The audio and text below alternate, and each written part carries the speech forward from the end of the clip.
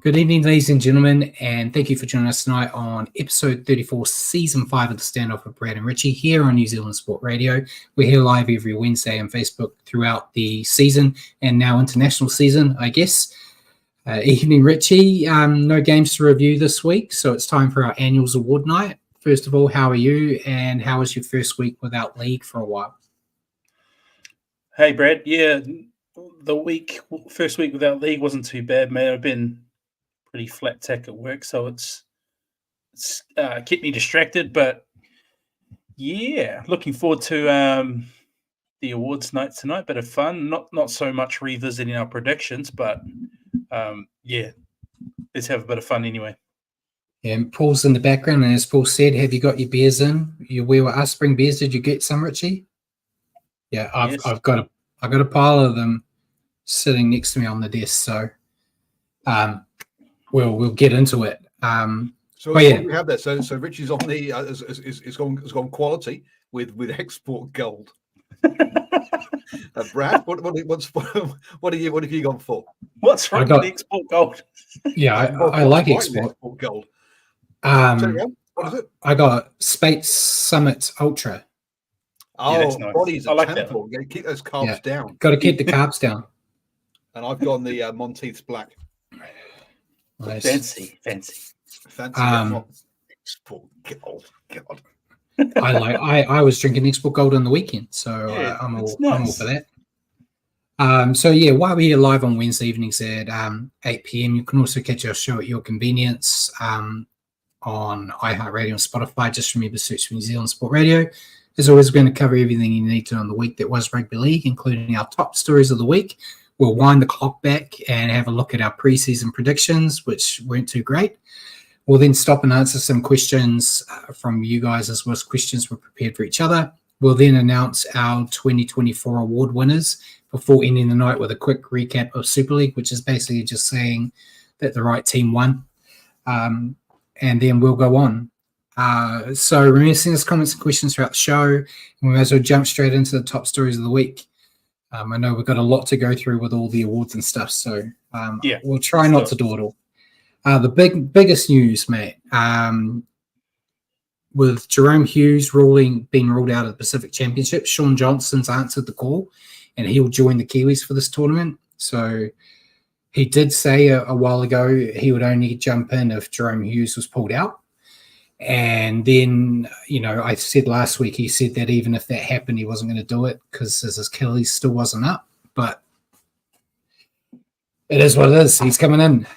Pretty exciting. I'm still a bit worried that, I feel like that last game against the Sharks was such a perfect way to end things that I'm hoping the Kiwis don't let him down. But,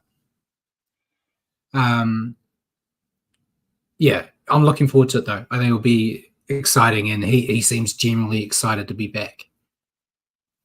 Yeah, I share that concern with you, Brad, especially with how the other two squads are looking pretty good. Maybe a little less depleted than what ours is. So, but Sean coming in has added a little bit of excitement for me. No matter how we go, it's cool to see him get a swan song in the black jersey. It's been 5 years. Yeah. I think it was an injection of interest into the actual whole tournament. A lot of people kind of over it at the moment. So having him in there's kind of spiked some interest up. See, Bjorn said, bigger news than Millie Elliott getting her premiership ring stolen. Thought Superman Brand would fly over to save the day. If you're watching at home, my girl, I didn't bring her up this week. I just take her to Dunedin, mate, because I talked about her too much last week. So that was my punishment. But yeah, I didn't put it in. But yeah, Millie Elliott got her premiership ring stolen. When he said "my girl," he didn't mean Millie Elliott. He meant somebody else. Yes. Yeah, got her premiership ring stolen, mate. That's not good. Hopefully they're able to locate it. That's admittedly she's got a couple, but she's got a couple left. You don't want to have something like that stolen. But yeah, no. Fingers crossed it goes well for her. But onto a more serious bit of news. Roosters coach Trent Robinson and his wife were rushed to hospital last week after a gas bottle exploded near them at a get-together. They're recovering well at home now. But yeah, hopefully everything goes well there. I've got a couple of jokes I could use, but I won't on this show because I don't want to get Paul cancelled. Can you message them to me? Yeah. I messaged them pretty much straight away to some other people as soon as I heard the news, which was probably in poor taste. But we heard that he was okay first. But yeah. Not good for him, but yeah, at least he's recovering. Next one, Bulldogs have apparently told Josh Adokar that he's free to explore options with rival clubs from 2025, and it's firmly believed that he's played his last game for the Dogs. Recent signings that the Dogs have made seem to confirm this, which we'll talk about in our signing part. But you think Adokar has played his last game for the Doggies and will end up. It's hard to predict where he'll go. It seems like every team in Australia wants him. Yeah, it appears that way. That he's sort of done his dash with the Dogs. Yeah, who knows, mate? Who knows where it goes? I've heard rumours of Dragons, but it's all just rumours. Dragons get mentioned anytime there's a player to go at the moment. They're just trying to grab anyone they can.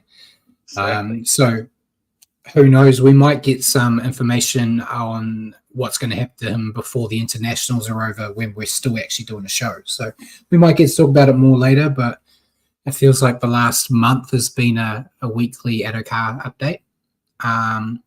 Paul said the big question is who has cap space at this time of year. There's a few teams that cap space doesn't matter. I don't know how much people have room for. We'll just have to tell. And yeah, Adokar packing his bags. That's a pretty clever joke. So we'll move on to Knights for a bit, mate. Leo Thompson, my man crush at the moment. He's informed the Knights that he is going to test his value in the open market after reportedly turning down a contract upgrade offer from them.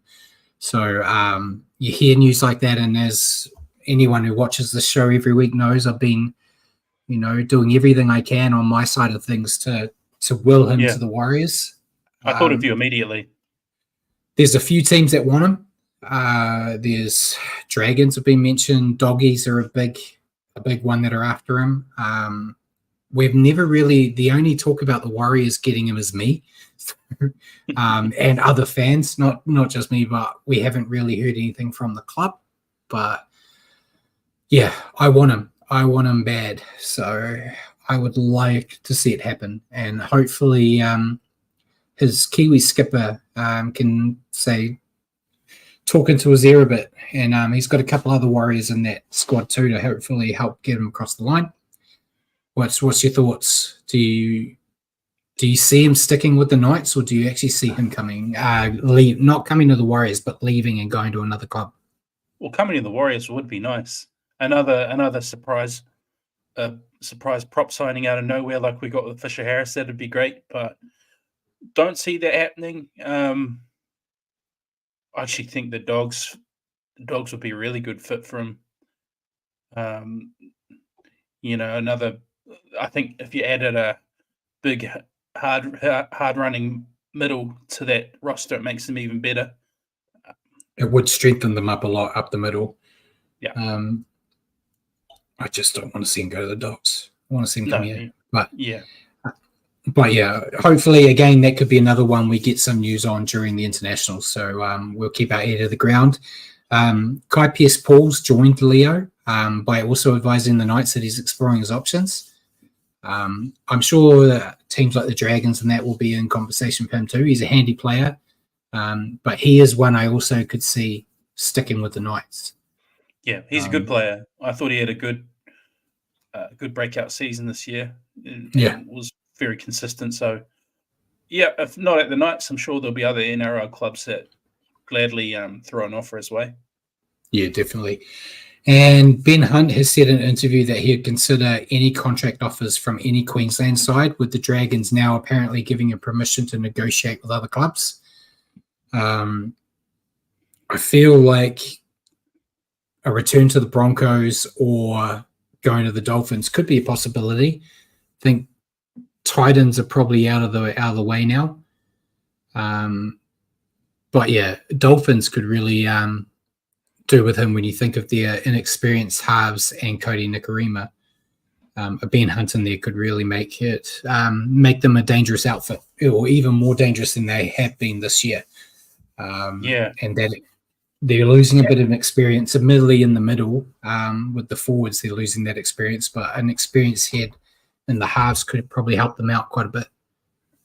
Yeah, but that, and also he's got a bit of versatility. We've seen Jeremy Marshall-King go down injured a few times, and they've had to throw Max Plath in there as a backup, whereas Ben Hunt's a very good backup hooker. He's done it at Origin level countless times, so that would be a good one. But yeah, I'm not sure. You think the Broncos would ever revisit that? The thing is, they would be looking for a backup half for Reynolds when he retires, but Ben Hunt's similar age, same age, yeah. Yeah, I don't know if they've got the money after throwing all their money at Reece Walsh. I don't know if they're going to have enough cap space to get Ben Hunt in. So if he did go back there, it would be like a cut price deal, which in his defense, he's worth more than that and could get that anywhere at other clubs. So I mean, he was an Origin player this year. I mean, he's going to be wanted by just about anybody, I'd have thought. He'll be wanted, but he'll be wanting decent money. So, but yeah, we'll see what happens. It's just, I keep saying it. This time last year, he was begging and pleading to get out of the Dragons, and they were refusing. And now they want him gone when he was happy to stay. It's just took the world upside down, really. But yeah, another one we'll add to the list of interesting things that could happen in the next couple of weeks. We'll continue that with the Eels. They've been rumoured to have told Clint Gutherson that they're not in a position to extend his deal, so he could be on the move, and the Dragons are already circling for potentially an immediate move. So they're just getting in there. Yeah. But yeah, it's interesting. A few weeks ago, I said that players are cattle, so you can't really get too attached, but it feels not the way you'd want like King Gutho's exit of the Eels to go. You kind of see him as a guy that would be a one-club man for the Eels and just, stick around forever. I also don't see Clint Gutherson as the problem at that club. No. Not at all. I mean, Ryle's coming in. He's probably looking to freshen things up a bit. And, yeah. But I don't see Gutherson as the problem. I actually think when they're playing their best, he's one of their best normally, him and Mitch Moses. So. Yeah, obviously we're not in the camp, so we don't know how much... I assume he's got quite a positive effect on his teammates for as long as he's been there, and like cutting out a respected player amongst the playing group is a big statement from a new coach coming in, but it could also be a grenade that kind of makes things even worse. It'll be hard to say. But, yeah, Paul? Just point out that he's not a one-club man. He did play for the I know. Eagles. I know. He just feels like a one-club man. Yeah. He basically is. Come on. And Jackie goes, Hunt is just a short-term sugar hit for a club. His best days are gone and he is aging. Yeah, maybe so. But look, he's an Origin player this year. He's the kind of player that if you're trying to get a championship this year or 2025, he could be the right kind of piece. He's not a piece for, you say, building into maybe 3 or 4 years time. But if you want a championship next year, he wouldn't be a bad option, I don't think. Oh, we need a 7 at the moment. He'd never come here, but just because Queensland lost doesn't mean he's a bad Origin level player. There's only like 4 halves or 3 halves, 2 or 3 halves at that level, and he's one of them. Jacko's ready to fight tonight. He brings up a good point, though. They did lose. They did, yes. They'll go back to winning next year now that your coach abandoned you. So we'll see what happens. This one will probably take a bit longer, Matt. I'm trying to speed through these because I know Paul has, a million slides for us to go through. But Peter V'landys spoke in the Korea Mail that he's vowed to protect Reece Walsh's image in the game, saying Reece Walsh is any administrator's dream in regards to marketing of the game. He is bringing in demographics that we never dreamt of getting. What are your thoughts? I know we've talked in the past about how the perceived special treatment Walsh is getting has been making him a bit of a problem child. That's what why come out and say that in the public? Yeah, because it's not even his on field. It's saying just his image. So that, if he gets in trouble off the field, are they going to try to help, keep him out of trouble?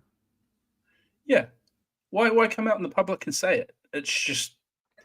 I could see that as something you say as an administrator behind closed doors to your team. Yeah. It just makes all the fans feel like you're giving certain players special treatment. Yeah. It's I know everyone, media and us alike, like to kick the boot in when we can, but it's a similar mindset to how everyone says Latrell Mitchell was treated. And do you really need another Latrell Mitchell running around? No. Especially at a team like the Broncos, who are already very high on their own opinion of themselves. I don't think it was a smart thing to say, but we could actually do a separate show on stupid things Peter V'landys has done or said. For as many good things as he's done in his time, he said so many stupid things. But yeah, we'll see what happens and what nightmare that's going to create for him now that Reece Walsh has probably got in his head that he's invincible now. But we'll move on. Corey Oates has announced his retirement from rugby league. He was interested in sticking around, but Madge has kind of told him he doesn't see him in his plans. So he's elected to just retire from everything altogether instead of going to Super League or trying to get a deal with another club. I think he's always, might be a bit facetious, I feel like he's been a bit underrated in the teams he's been in. He's always been like a constant threat. Hell of a hand to have in your roster, but he's been a fantastic player for the Broncos and for Queensland. I think unfortunately he just hit that time in his career maybe a year or two ago where it's just he doesn't have what he used to have. He doesn't have that special magic anymore. And it's plain to see whenever he takes the field. So I think it's good he's retiring now, and Queensland people can remember him for the legend that he was. Definitely.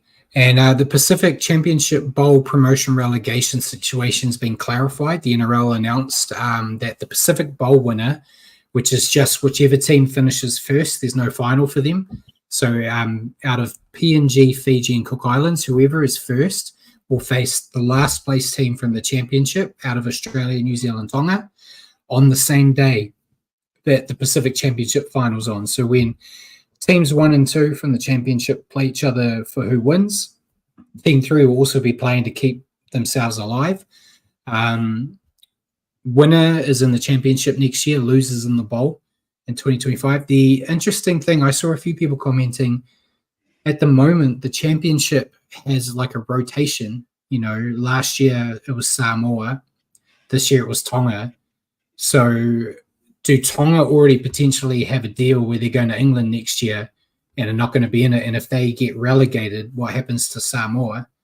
Does Samoa just take their relegation spot and play in the bowl? It's interesting because there's not a set, these 3 teams are always there. I don't disagree with the idea. I like the idea of the promotion relegation. I just feel like, say it's Tonga. I'm just going to say Tonga are the ones that are third, just picking one out of the 3. And PNG win, and they go in, and PNG manage to beat Tonga, get up into the first. Then they go to third.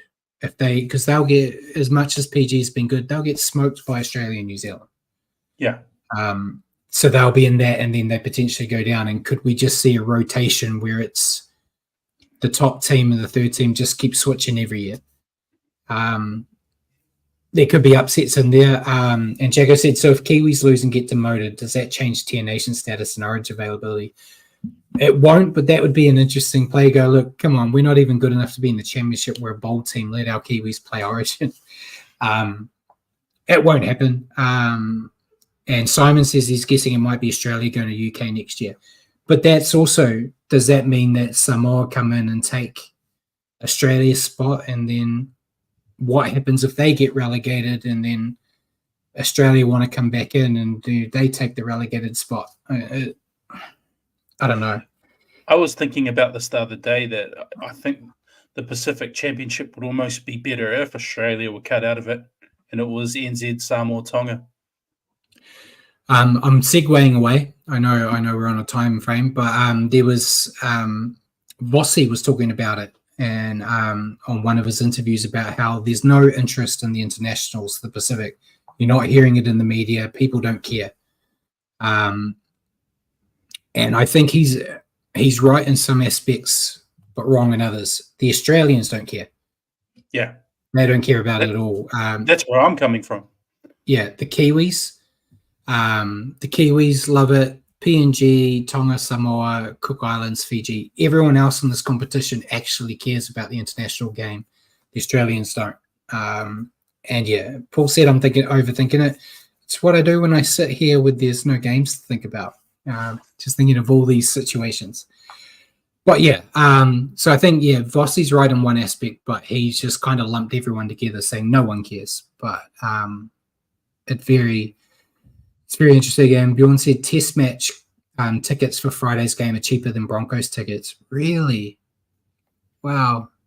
Over here, it's different. It costs more. It's costing like $80 to sit where I sit for Warriors games to watch us play Tonga. Which is fine. It's going to be a cracker of a game, but they know that'll sell out. Yeah.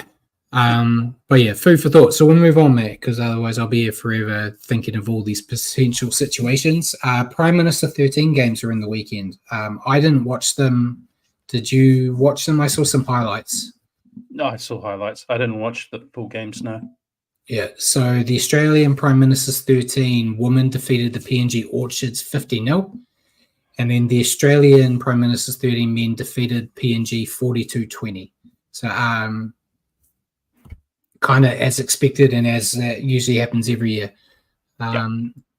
So we'll get into the new news that came in that I quickly scrolled on here that you don't have. Wigan's CEO Chris Radlinski said a few things in interviews this week, mate.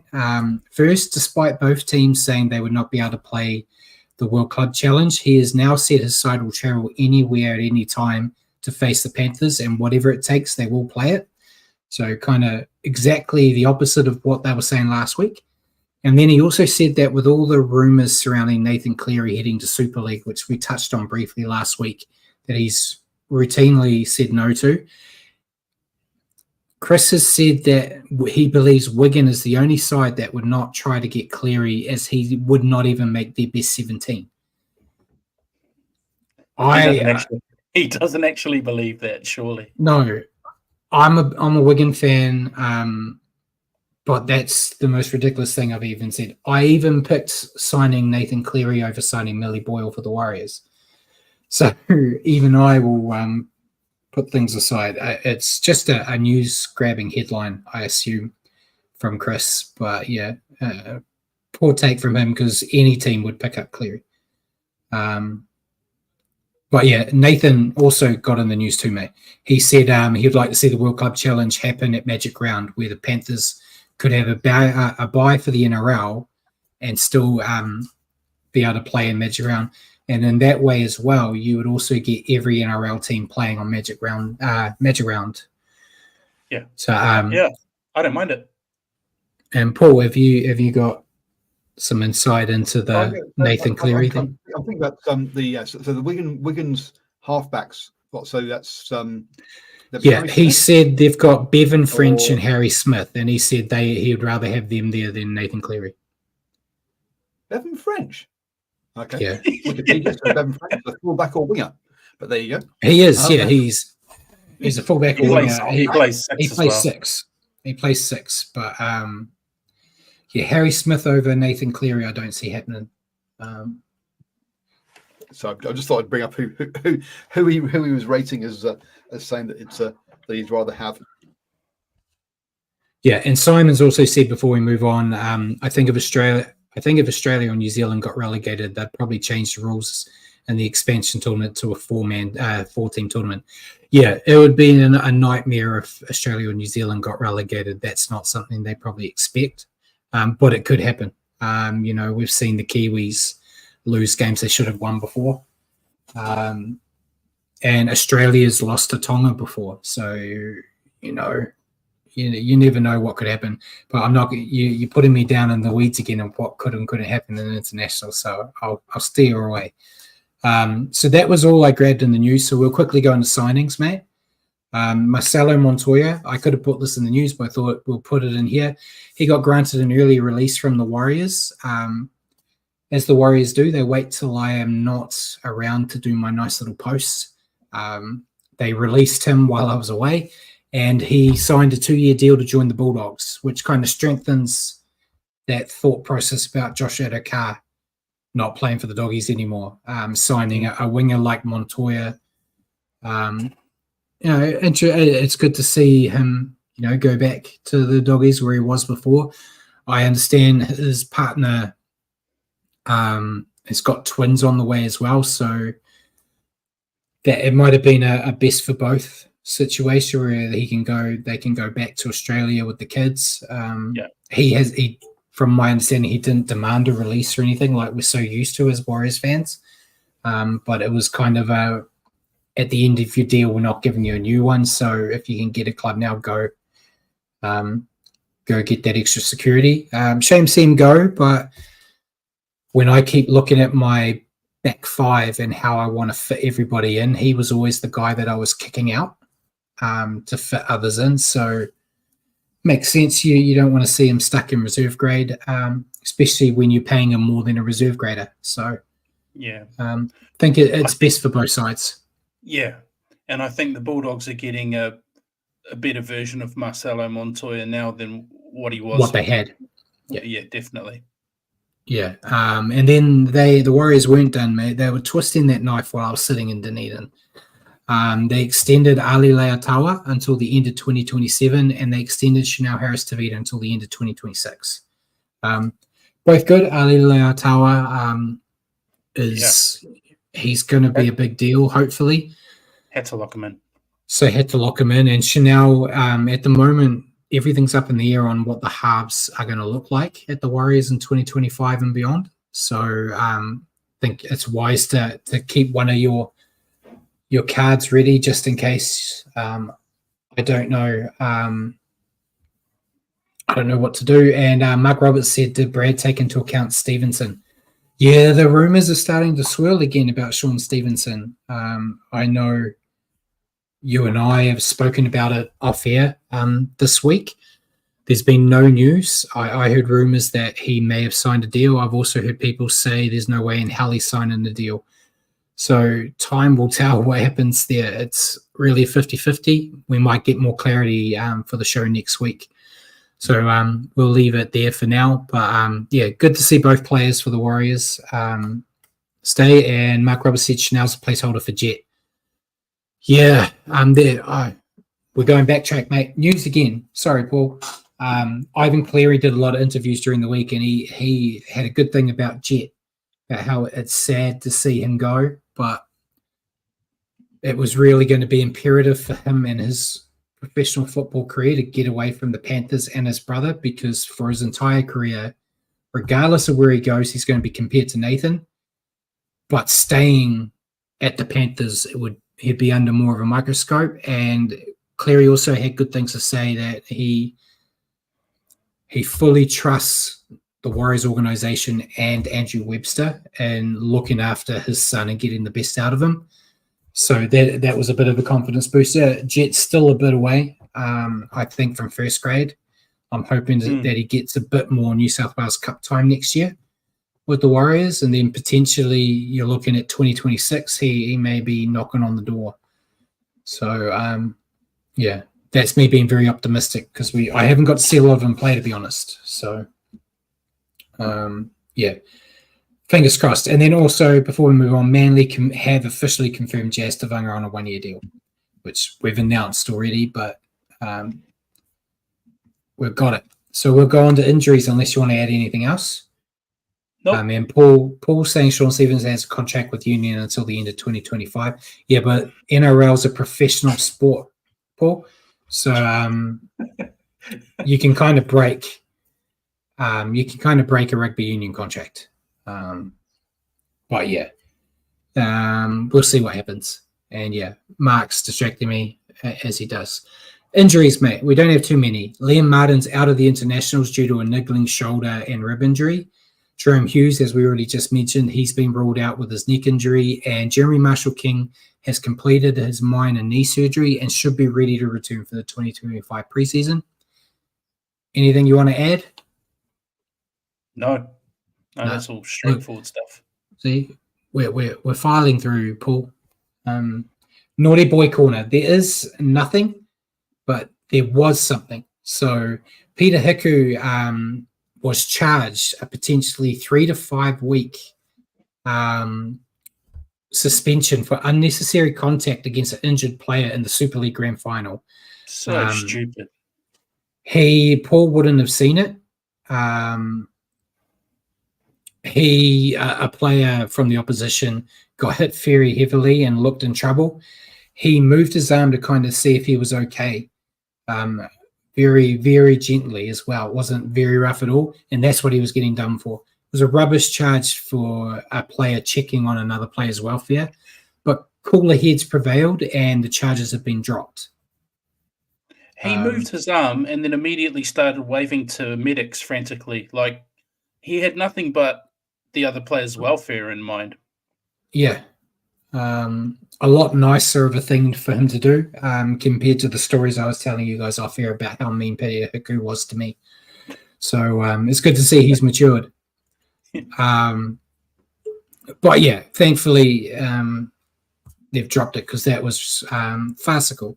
But we'll move on to our predictions, the part that we really don't want to talk about. I see Bjorn's asked a question. We've started. We'll talk about that in the question section. But yeah, we'll get into our predictions. Okay. So as we saw last year, if we get a prediction right, there's a green tick. If we got it wrong, there's a red cross. Get used to the red cross because there's going to be a lot. So 2024 leading try scorer, Richie and myself picked Alex Johnston. Paul picked Dylan Watene-Zelezniak. Khan Pereira was the leading try scorer. So we're all wrong. Yeah, but hang on. Let's just. How did we do compared to each other? So I got 17 tries, and you guys got. Oh, is he even on the list? He was injured for a lot of the year. Yeah. All I'm hearing is excuses, boys. You're closer, I think. I think Dallin definitely got more tries. If we're going to be like that, all right. You'll be closer on this one too. I think the next one, which was leading point scorer. So Richie and myself again. He was injured for a lot of the year. He was. We both picked Adam Reynolds. Paul picked Nick Meaney, which I scoffed at, saying Nick Meaney's not even the goal kicker. Then he proceeds to be the goal kicker for most of the year for the Storm. Valentine Holmes was in fact. Yeah, where did Nick finish? He would have been up at least top 4, right? What, you mean second? He was second, yeah, so he was close. 266 for Valentine Holmes, 332 for Nick Meaney. Second, boys, right? I think we need to change the name of the show to the Standoff with Paul and guests. Yeah. Yeah, and Jacko said the standoffs claim to fame where we were close. Yep. That's fair. Paul was close. Paul was close. Next, the 2024 minor premiers. Paul and I were close on this one. Oh, it was miles off. Paul and I picked the Panthers, who did in fact end up second. And Richie picked the Broncos, who didn't even make finals. I'm not going to throw shade because I know what's coming up soon. I'm quite pleased. I seem to have cursed them. Yeah. So, And I was Melbourne gonna say, Storm, obviously, were if you minor get a premiers. swing and miss big. yeah. That's my life motto, Paul. We'll go to the next one. Next one, there's no right or wrong. I don't even think I negotiate. I think, no, you gave me the award for signing the year in our award show. So I went with that, spoilers for that later on. But the 2024 signing of the year, I went with Kurt Capewell. Richie went with Roger Tuivasa-Sheck. And Paul went with Sean Bloor. And he's probably still trying to figure out how he knew who Sean Bloor was. We were trying to figure it out. We reviewed these. We reviewed these last week off air, and Brad was like, "Paul, you chose this guy," and I'm like, "Who? Who is he?" Anyway, but yeah, on our show we've said Stephen Crichton was signing of the year, so that's who I've put as the signing of the year. But fair to say, Paul, you're closest on that one again. I think Sean Bloor at least got to a grand final. Yeah. I think that's the key, right? Next year, pick someone that's going to a good team. Yeah. Next one is Wooden Spoon and our first green tick with Paul correctly picking the West Tigers. Nice, Paul. And Richie and myself both picking the Dragons, which didn't happen. I feel like you talked me into that pick, Brad. I did. You were very confident on the Tigers getting another Wooden Spoon. I turned you into the Dragons. We'll go to the next slide, which was the 2024 Grand Final. Another tick for Paul here. He correctly picked the Panthers versus Storm. I picked Panthers versus Warriors, which is why I didn't throw shade at you about your Broncos. And you picked Broncos Panthers, a rematch. So yeah. So both of you guys picked a team that didn't make the finals. Yeah. Do we get half points though? We picked one of the teams. No, I feel like it's cheating if your team that you picked was the Panthers. Yeah. So we'll move on again. I think we finished for green ticks. Spoilers. Yeah, we're getting back to our crosses. No, it's bad. Yeah. The 2024 Dally M winner, Richie and myself both picked Nathan Cleary. Paul picked Sean Johnson. Jerome Hughes was in fact the winner. I will say we would be closer in this one. Yeah. But the lesson we take here is that Cleary just has scheduled breaks before finals every year. So let's not do that. Let's not do that pick again. Yeah, and Bjorn said tip next year do the predictions sober. Yeah, I actually spent so much time in the off season away from the show getting my predictions ready because I was ready to nail all of them. And yeah, that's probably the wrong approach. Having a quick look at the leaderboard, neither of our players, neither of them made the leaderboard. They were both injured for long periods too, so that didn't help. So next one, first coach to be fired in the 2024. Richie and I were both very adamant that no one would get fired. And Paul picked Cameron Serraldo, and Jason Demetrio was the first of quite a few coaches to get sacked. So yeah, we said no one would. We lost heaps. Another lesson, Brad. There's always a coach who gets sacked. Did no one get sacked or not? No. He made the finals. Do we want to count Trent Robinson as a coach that got fired, or? Oh my God! No. Okay. Too soon. Right. I thought that was a bad taste. That was. I just tried to throw it in there. I'm on to. I don't want to say what number beer. So, now the last one of our predictions, we pick a top 8. Interestingly, we all got 3 wrong. The yellow tick is for a team that made the 8, but we didn't get the position. Unlike last year, no one actually picked a team in the right spot. So I think we all got the same. We all incorrectly had Broncos, Warriors, and Rabbitohs in our top 8. All 3 of us got that wrong. And then we all had the same 8s, just in different orders. No, because Richie had Cowboys. We didn't have Cowboys. So correct. So we had the same ones, but he had Cowboys instead of. He had Cowboys instead of Knights. Yeah. Sorry. Yeah. But we got 5. We all got 5 just in the wrong order. And that was our predictions. We are shithouse at predicting. Hopefully 2020. Except for Paul. talk for yourself. As a union guy who knows nothing, to get 2 green Yeah. ticks and closer on a couple of things was a bloody miracle. Yeah. Very good, Paul. So we'll go into questions. You did have a couple from everyone else, Paul. Yeah. So Brad, are you signing off with the shoey at the end of tonight? No. No. Okay. No. So that's no. That's an Australian thing. We do it here, but Australians are more known for it. And we've already got a Warriors fan legend that does shoeys, so I'm not going to steal it. Oh, absolutely. You don't want to take someone else's catchphrase or whatever it is, or yeah. I want to steal it. Yeah. So Bjorn says in Adam Finney Blake's recent release interview with Monty B, he said he was originally a winger. So does this confirm that the best props are just wingers with a few extra kgs? Nah. No, really? Okay. Nah. Come on. Playing as a winger when you're 5 years old doesn't count, Eden. He's just trying to float his numbers. Look, there were times I played winger or centre in my younger days. Very bad at both.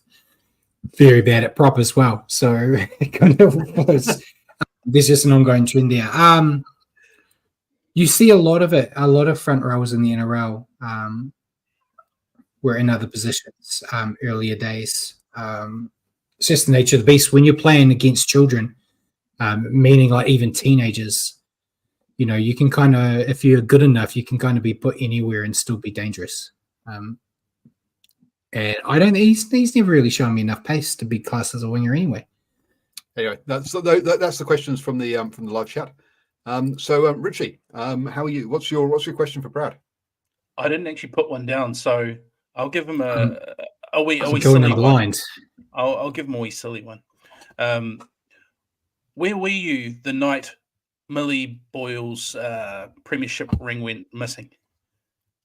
Do you have an alibi? What night was it? I think it was Wednesday or Thursday, so I potentially was on the show. So I was fair, and I was in New Zealand, which I think is a good enough alibi. Paul doesn't pay us enough on the show to get me tickets to Australia, so I think I'm in the clear. And there was a quote. I know he's not here, but Hammer from Ruin Hammer mentioned it. A quote from Millie. She said that she heard something, so she ran out into the living room completely naked from sleeping, and the thief gapped it. And Hammer made a point that if it was Brad, we know it wasn't Brad, because if it was Brad, he wouldn't have gapped it. He would have stayed. So I think that counts as an alibi too, right? Yeah. Does that answer your question? Yes, it does. All right. So I'll bring it back to being more serious, mate. We're professionals here. We just saw our predictions where we're pretty rubbish. Which NRL coach is under the most pressure heading into the 2025 season? You're asking a guy that said no one was going to get sacked this year. Exactly, which is why I asked this question. It's a tough one. If I were to pick out a couple, maybe not pressure of getting sacked, but pressure of the role and the environment. Yeah, the environment he's going into. Madge. Yeah, that was my thought too. The pressure cooker that is Brisbane, and how massive the Broncos are, and how revered they are, and how much scrutiny the coach tends to get from all the fans, obviously, but also the old boys club. I think there's a lot of pressure on that position. So I think Madge is a good enough coach and will have a good enough roster that he should be able to handle it well, but there'll be a lot of pressure, yeah. Yeah, I don't think even if they do bad, it's not like they're going to sack him. But yeah, I think he's definitely going to be under the most pressure. It'll be every week, it'll be like, if they do well, it'll be okay. If they look a bit iffy, you know, all those old boys that love Walters will be out firing at him. So I think there's going to be a lot of pressure on him. But yeah, it's great for the questions. And Jacko said Tallis is already trying to undermine him. Yeah, there was that thing in the news where Madge, invited him out for coffee to kind of like clear the air, and he said, "Mate, I don't drink coffee, and we don't need to do that." So yeah, he ain't gonna be buddies with Tallis anytime soon. But yeah, that was it for the questions. So we may as well jump into the awards. There's a few different. We've got a couple that we agreed on, but a few different picks. Got to see if Paul will just go with whatever. Yeah, there we go. So we'll start off with the biggest surprise. Now, if you haven't noticed, guys, the reason I stepped in with the predictions was because these two predicted too many things the same, and we needed something to do it different. So if these guys keep giving the same awards, I'm gonna have to step in and start doing joining the awards bit as well. We picked quite a few different. Yeah, and I did my picks completely without any knowledge of what Brad had picked too. So yeah, I didn't tell him my picks. If we got some of the same, that's just great minds think alike. Exactly. So first one was biggest surprise. I went with the Warriors decline, and you went with Baby Warriors Magic Round win. So yeah, full disclosure, Warriors fans here. So there is a bit of a Warriors bias throughout the awards. But yeah, Paul said simple minds, simple thoughts. So yeah, next one was Rookie of the Year. We both went with Lockie Galvin. Jacko said his for him Bronx decline biggest surprise. Yeah, I predicted the Warriors would be in the grand final. So for me, it was a big surprise to see them not make it. Yeah, Rookie of the Year, we both went with Lockie Galvin. If he hadn't have had his hip drop suspension, he probably would have got the Dally M Rookie too, in my opinion. So yeah, biggest blunder I think is next, Paul. It is. So I went with the Warriors versus Bulldogs and the officials. 2 games, 2 times the officials screwed the Warriors. And Richie went with the Warriors conceding 66 versus the Titans. It's a pretty big blunder. Pretty big blunder as well, yeah. Both valued. Next one, is it haircut, Paul? It is. 2-time winner now because there's really no one else.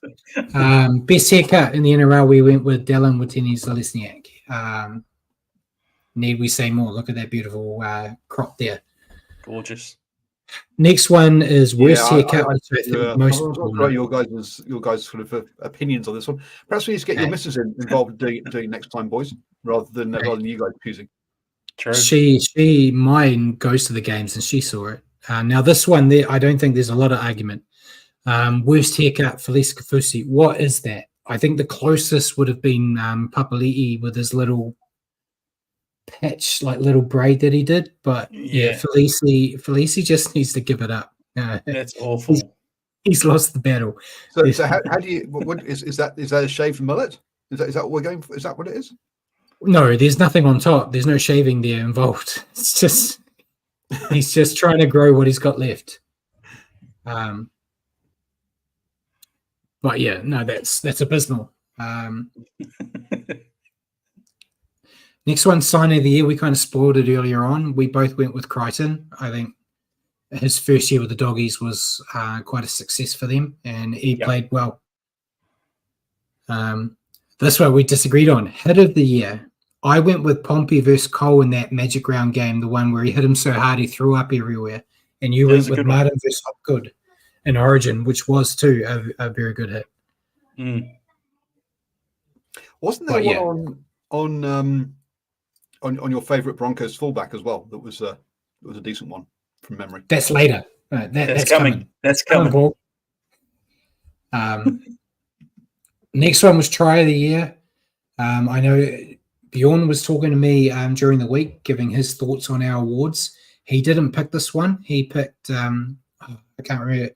You're going to remind me about, I think it was Hammer. He picked Hammer, sorry. But we went with Xavier Coates breaking our hearts against the Warriors with that insane try in the corner. Also got the Try of the Year at the Dally M's.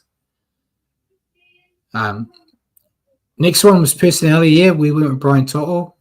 There's again, I think he got it last year too. There's no one else really at the moment. Hopefully we'll probably see Walsh in this next year. Now he's got free reign. To'o's just such a funny guy. I just when I think he's funny, but you don't dislike him because of it. He doesn't come out arrogant with anything he does. So yeah. Next one was most improved team, I believe. and we both went with the Doggies. Not looking like they wouldn't be a finals team to almost be in the top 4. So, had to be them. Most improved player, we both went with Mitch Barnett. You could argue a few other players, I guess, but I think Barnett, biased as a Warriors fan, one of the best players for the Warriors, made his Origin debut, is making his Kangaroos debut on Friday night. So I think bias aside, I think that's a solid pick. Yeah. Biggest room for improvement, we went different here because you cheated and went for the obvious answer. You went with the Tigers. Of course, the biggest room for improvement is dead last, but I went with the Broncos. Well, there's the biggest room for improvement and most realistic potential improvement. The Tigers haven't got much potential improvement at all. They're going to end up bottom 3 next year anyway. Let's be honest. Whereas the Broncos could end up anywhere from 1st down to kind of 10th. Wait till my predictions next year, Paul. When I predict the Tigers will end up higher on the ladder than the Broncos. You watch. As I said earlier, you live in an alternate reality. This is. So, story of the year. You went with the correct one here, I guess. You went with the Panthers 4-peat. Fantastic story. I went with the Sean Johnson retirement. Only reason I picked it is I felt emotions that I didn't expect to with it, and I kind of got caught up with everything going on. So I went with that. And I just wanted to have SJ somewhere in the awards in this final every year.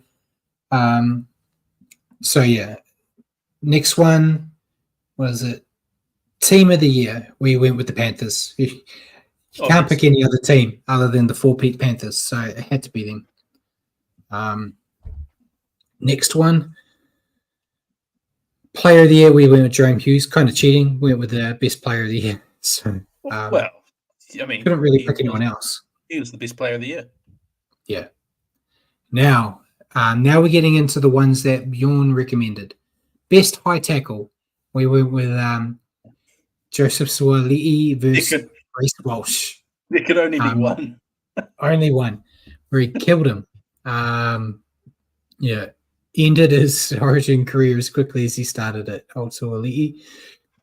And Walsh still doesn't know where he is. That's Volandis saving him again. Then this one, it was best 10 in the bin. So I've done best/worst because I wasn't sure if we were going to pick the best one that deserved to go or the most stupid one that didn't deserve to go, which I think is what we went with our picks here, Matt. Yeah. So I went with Dylan Walker's sin bin against the Dolphins, where the world said there was no way that was 10 in the bin. And you went with Harry Grant versus the Sharks, where he got the slightest he slightly tapped the Sharks kicker who acted like he got shot and got sent to the bin. It was ridiculous. There was another one I was thinking of here, but I saved it for another award. Yeah. Which is the next one, I believe, maybe, in the worst bunker call. So I went with Crichton's hit on RTS, where the bunker said there wasn't enough. Was it the mitigating factors or something? Should never have been. It should have definitely been a bin here, and the bunker's cocked up. And you went with RTS as well. We're involving RTS. His sin bin from the Titans, where Casey Badger said that although he drove him on his back, after he hit the ground, his head decided to then hit the grass, which was why he was getting sin binned. It was just a good tackle. Yeah, and even the official argued with her when she was giving the rules, saying, no, it was a fine tackle, but fine, as you're doing it, off you go. So, yeah, ridiculous bunker call there. This one, I was talking with Paul earlier. The picture looks dog shit, apologies, because there is no clear picture of this hit. But worst referee call was the Jermaine Salmon late hit on TMM where the refs didn't call it. Because the camera was panning, as I explained to Paul, the camera's panning away following the play because that's how late the hit was. The ball wasn't even in the vicinity of the area. So you kind of got a blurry image on the side. But yeah, we both agreed that was the worst one.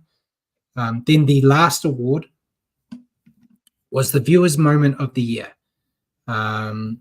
So Bjorn actually sent me one through saying Chanel Harris DeVita's smile after finally remembering how to kick a conversion, which I think was a well-deserved nomination. And then Rue from Ruin Hammer also gave us one, which was Ali Leatawa's run versus Sharks and a preview of the future.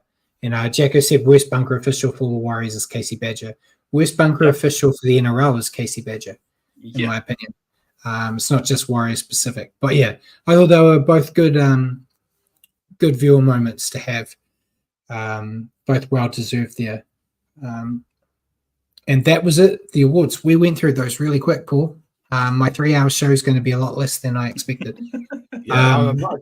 Wow, this could be actually the shortest show of the year. I'm amazed. It took me longer to create the award slides than it did to talk about them, which was a bonus. Yeah, I thought Richie might actually say something, but no, he just went silent for like the past 20 minutes. Yeah, it's bear o'clock. He's in another zone.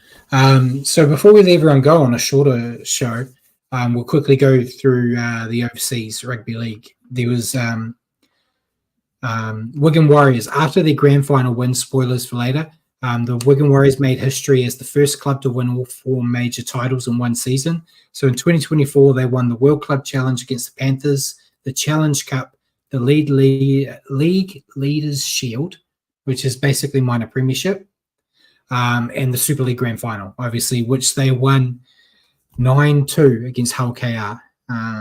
Such a high-scoring game. I didn't get to watch any of it due to how hard it is to see. I saw highlights. Sounded like it was a decent first half where they got it, and then it was just defensive-minded. So I don't know if that was good or bad. Wigan fan, so I don't care how they won as long as they won. Did you see anything? Basically, the only highlight I saw was Bevan French's try and then Peter Hiku and the situation. Yeah, I actually watched it. But, yeah, to be honest, the scoreline for me kind of suggests, like what Simon said, very dull game to watch. So Super League. Pretty much, yeah. When you're comparing it to the NRL, it's a pretty tough watch, but the right team that we support won, and yeah, that's some history, eh? Locking up all the cups. That's probably why Nathan Cleary wouldn't make their team. Exactly, best team, best rugby league team in the world. So yeah, so that is it for the show. Simon said they did have a nice, interesting band beforehand he's never heard of. So that's cool. So I forgot to add it in here. Next week we will be here. This isn't the last show of the year because we've got internationals. So we'll be reviewing Australia and Tonga, and I don't remember who the bowl teams are in the first week. So that's great. That's why we're not previewing the games this week, Matt, because I don't know who they are. Yeah. Because we care about internationals. They care so much about internationals. He hasn't even bothered doing a graphic for it. But yeah, so you're here for. So basically, the idea is that we're here for the next 4 weeks because we've got 4 weeks of we've got a round robin plus the finals. We've got another 4 weeks worth of shows before the end of the season. Yeah, we did it last year, so we may as well go on. I haven't even discussed it with either of you, so let's discuss it live. So you're put on the spot. It's not a lot of games, but I think we'll review the Pacific Championship game, the Pacific Bowl game, but for the female, no disrespect to the female team, we might just say who won and lost and not do a complete breakdown of their games. Not that we've done a complete breakdown on any game, to be fair. But we'll see. I just don't want to get myself in trouble at home, boys, if we're reviewing the women game in depth. As long as Millie Boyles isn't playing, you're okay. Okay? That's we're all good. But so, she is playing for the Kangaroos. Yeah, no, but I'm saying we just won't review that game. But we'll review any of the anyway, folks. We'll be here for the next 4 weeks. So don't disappear on us. You have fantastic entertainment for you on Monday evenings for the next 4 weeks. Wednesday. Monday's your show. That's true. There's wonderful entertainment on Mondays too. Yes, on Wednesday evenings, next 4 weeks. And unless I can persuade the boys to keep going for the Samoa England games, but we'll see. Yeah, I'll let Brad do his outro now. That's Richard's thing. It's Samoa who's him and the Poms. It should be a show you two do. Why does the Kiwi have to get involved? We'll discuss it at some point. You really want me talking? Okay. So yeah, ladies and gentlemen, thank you for tuning in tonight and joining us on the Standoff with Brad and Richie for your weekly update on rugby league. Tune into our show next week at 8 p.m. Here on Facebook or YouTube, or on Spotify or iHeartRadio at your own convenience. Just remember on all platforms to search for New Zealand Sport Radio. Cheers again for joining me, Richie, and cheers for your help in the background, Paul, especially with a million bloody slides that you had to go through tonight. And good night, everyone.